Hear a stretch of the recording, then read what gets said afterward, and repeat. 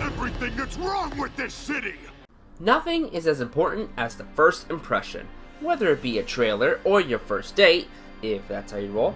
How you start off can leave a lasting impression to the very end of your experience. The punchline is the first boss. There have been countless others discussing the topic, and it's about time I threw my hat into the ring. But before I do, we should set some ground rules. First, the boss has to be good, no surprise there. But the catch is how it builds your excitement for future bosses. It's the appetizer before the first course. It gotta get you ready for more, but hopefully doesn't overshadow future bosses. Design, setting, music, one per franchise, all the wonderful criteria you expect out of a countdown. No more stalling. I got some bosses to take down. Let's go!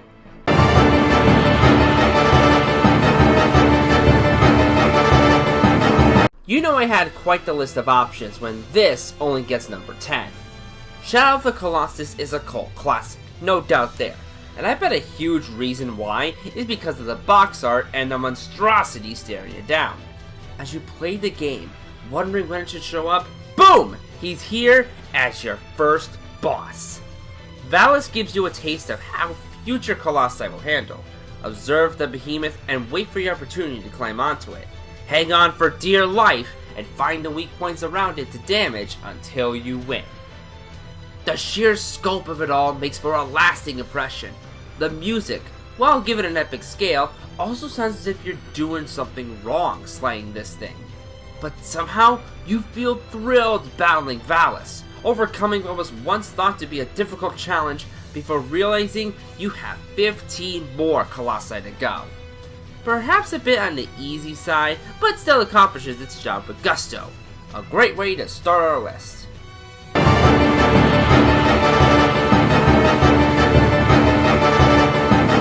You know a trend with bosses that intrigue me? When a boss from late game becomes an early boss in a future game.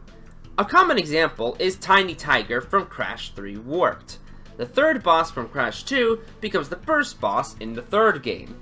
It would have been a good contender for the list if not for a future game easily described as, well, Crash Bandicoot! It's about time! He said it! From penultimate boss status to first boss, Engine's Backstage Pass welcomes you to the concert of your life. You need to whack the white goons back at Engine speakers to open a path to the robot, hitting it in time to do damage. Don't think it'll be that easy, as he'll send energy waves to jump and dodge over, and even need Lonnie's help to phase platforms in. Engine is usually host to great bosses, but nails it as the game's burst. The rock concert arena filled with fans, the robot actually drumming the beat of the music, and a great platforming challenge pumps you up for future fights. Sadly, not every fight lives up to this one's expectations, so it's a tad lower on the list in consequence. But still, if a percussion boss wants me to take up drums again, you know you did something right. Rock on, Engine. I don't know when you guys are going to get a future game, but your final performance thus far is easily your best.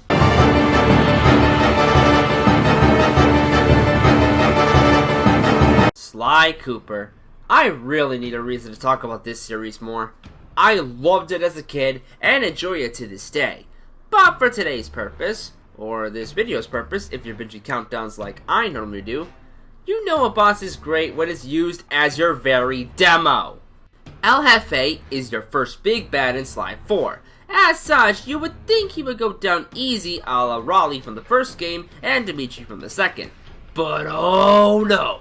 El Jefe wants you to know how great he is by battling him around his very statue.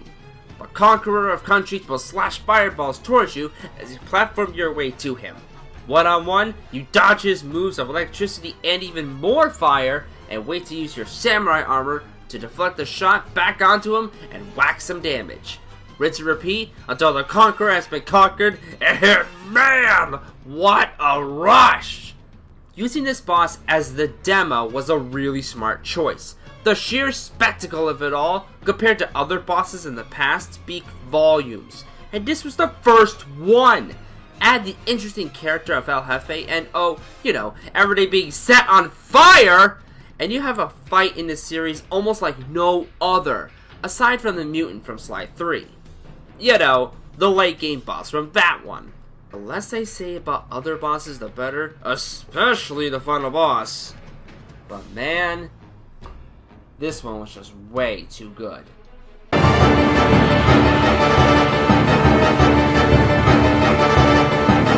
So, you have a major remake of a beloved game with an infamous first boss and a slight translation error. I swear, 25 years led to today, and it was all worth it! Heads up. What in the hell?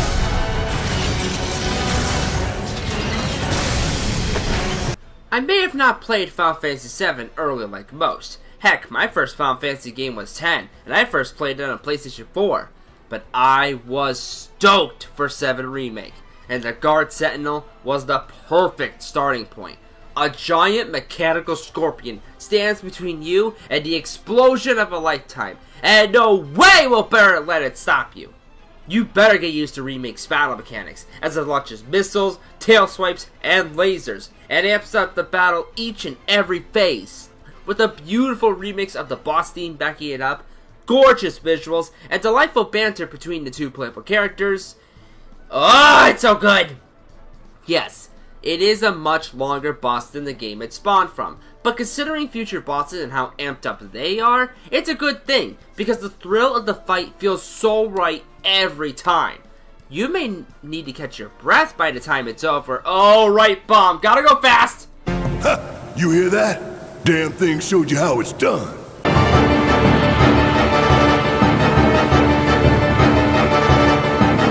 Now we're approaching the entries that feel like they need to be here. Most, if not all, deserve to be here, even if their presence is predictable. Consider that your tutorial for what's up next. Tutorial. Tutorial. Love it, hate it, or sick to death of hearing it, one thing most will agree on is Undertale's nice boss variety. Tutorial being your first is the perfect choice. Your time in the ruins is spent with her holding your hand throughout your entire time there, almost as if she's halting your progress forward. When the time comes to leave, despite being told of the danger, no choices left but to confront her.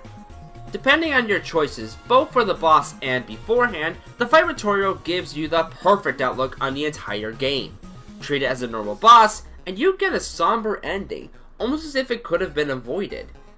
Which it can if you talk to her enough and let her come to the conclusion you need to leave. Or even then you can kill her if you want to be that guy. You don't want to be that guy. Or even then! After you cleared the area of monsters, you kill Toriel in one sling hit. Is sling a word? Well, either way, it is a dark sign for most of the bosses to come, if you choose the genocide route. Every choice leads to different outcomes, as shown in this one boss fight. It will remember what you did, and with how open this boss is, let it be a grim reminder of the choices you make along the way. No goat hug can save you now. Unless you cleared a save file, but I mean, hey, you do you. Emotional damage!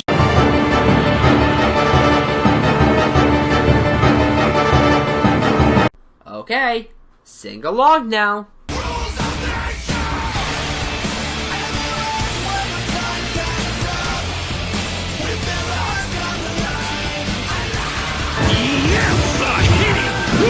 Seriously, even as someone who hasn't played any other Metal Gear game, this boss fight still pumps me up.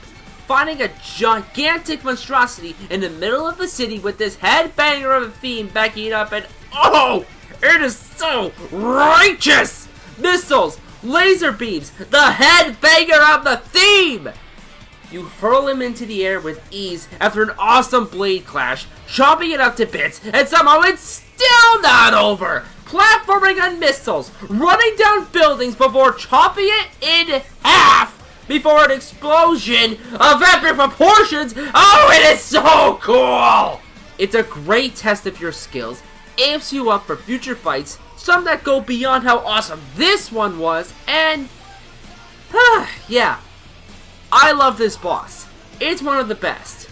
But I have 4 more I happen to like a bit more. So, cool. Next, so how do you top a giant robot? Well, it might help if you're a god of 70% of the planet. You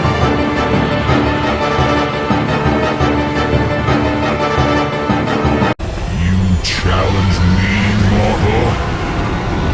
A god of Olympus? Bring it on! Oh yeah, we're going there. The first boss of God of War 3. The god of the ocean and water, Poseidon. God of War is known to start you off right with a great first boss. The Hydra for 1, the Colossus of 2, but we're at the end of a trilogy. You gotta raise the stakes, and Poseidon does that and then some. Able to halt your ascension of Olympus, you team up with Gaia to take the giant god down a peg, slashing and QTEing away to one of the most well-known finishers ever displayed in a game. The music is the blessing of the gods themselves. Heck, you could say that for the entire spectacle the fight is. You barely get to know Poseidon, but man, do you remember him long after the game is done. They wanted you to know this game was on a new console, and boy did they! I know I've been shortening the explanations the further we go, but trust me, watching it is verification in itself. And we still have 3 more entries to go. Keep your eyes open, you'll be in for a great time. Well, that is, if you can.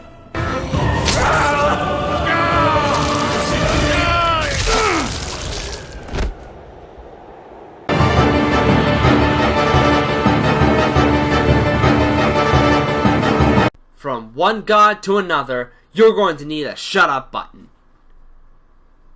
You know, for Wizen.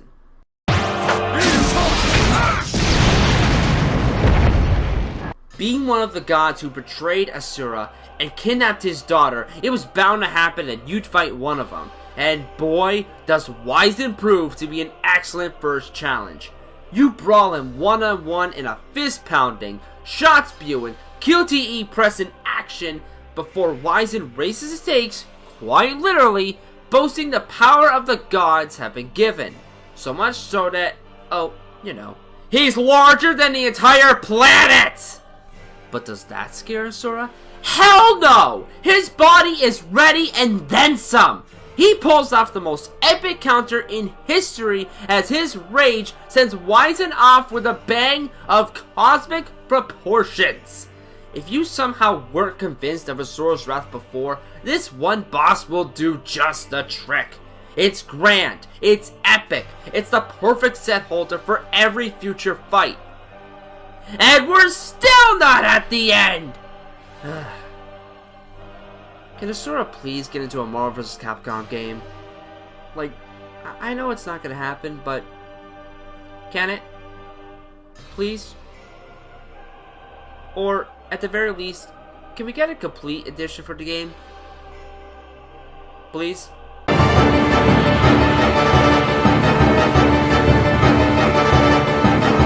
I love Persona 5, and thus all my friends should have seen this one coming. With that said, I hate Kamoshida with every fiber of my body! To make a character so hateable, so detestable, so vile and loathsome, and make it your first boss is an achievement in itself. And fortunately, for all the build-up, it's the perfect payoff. You finally see the demon that he is as he uses his fame and celebrity status to hurt you. And thanks to Royal, it makes you loathe the man even more. With cognitive versions of both Mishima and Suzui giving him the ultimate attack, it reminds you of the pain he brought to those around him. All the more satisfying to take the treasure right from him and deliver the final blow to dethrone the deluded king. If Atlas were able to pack so much punch with the first major villain, imagine how intense future fights will be. Even from Royal's perspective, they somehow made the original Kamoshida fight even better. Imagine how they could have upgraded other bosses. There's so much hype behind this one fight. It's almost final boss worthy. And you're just at the first one. If I wanted to, this could have easily been number 1. But putting Persona 5 at the top would have been too predictable for me. But before I get to that top entry, let's take a step back for some honorable mentions.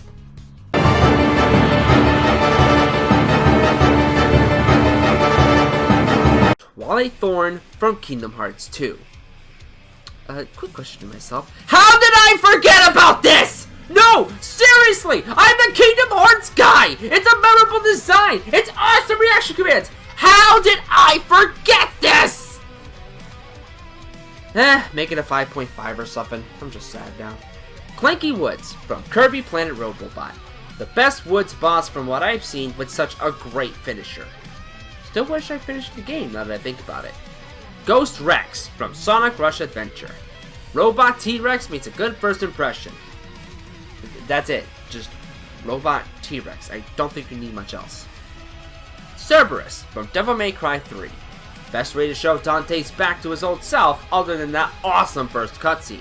A fun challenge against the icy beast from hell. That's supposed to be ironic, right? Solomon Grundy from Batman Arkham City. Grundy hurt the bat. Grundy shock bat to death. The beatdown on Penguin, though, still satisfying to this day. Black Knight from Shovel Knight. The tutorial stage boss best to steal thine shovel. Add Fight the Knight and we got ourselves a fun bout. Daisaku Kuze from Yakuza 0. Along with me not hoping I butchered the name, it don't matter if it's just 2 men duking it out, it's Yakuza! Anything to do is epic. Almost. And finally, Kingpin from Spider-Man. Finding one of Spidey's greatest bows right off the bat is an ingenious idea. Shame it's only a copy of Tough Books and really think about it.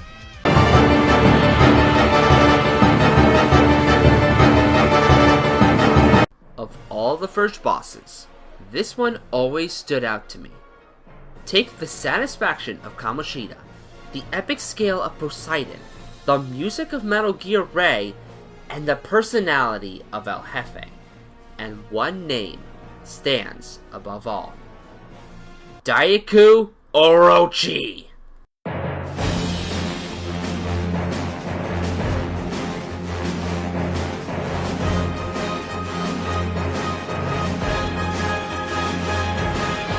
Giant mechanical 3-headed dragon! That alone says awesome! But just you wait. This is Wonderful 101, where final boss material becomes first boss material. For real though, this battle is awe-inspiring. With the world in trouble should that statue crumble, you use your ship to blast the mechanical beast down, anchor onto its scales, and beat the beast with its heads, impaling one of them to decapitate the other before it slams into a building, dropping the statue, leading to a chase, and still throwing explosives at it, parrying sword slashes, all before...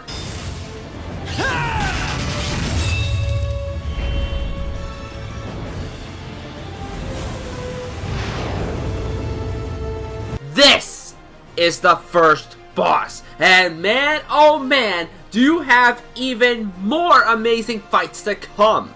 So much personality, so much flair and pizzazz, the best test of your gameplay, and tables turned is such an inspiring score. I love everything about this boss. I can't think of a single thing wrong with this boss, and it's one I love to revisit. Thankfully, the remaster allows that to happen, so if you'll excuse me, I'm the gaming genius, this wish has just been granted, I'm off to play some Wonderful 101.